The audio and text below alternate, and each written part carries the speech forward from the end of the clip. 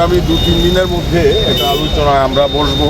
ওরাও আমাদেরকে একটা অফার দিয়েছে যে অতি সত্বর কাজটা শেষ করার জন্য ওরা আমাদেরকে জানিয়েছে, এবং আমি দেখতে পেয়েছি এদের একটা এখন মানে বিগত দিন কী ছিল জানি না, কিন্তু আমাদের বিভিন্ন করসপন্ডেন্সের ফলে এরা এখন কিছুটা পজিটিভ ম্যানার আমরা দেখতে পেয়েছি।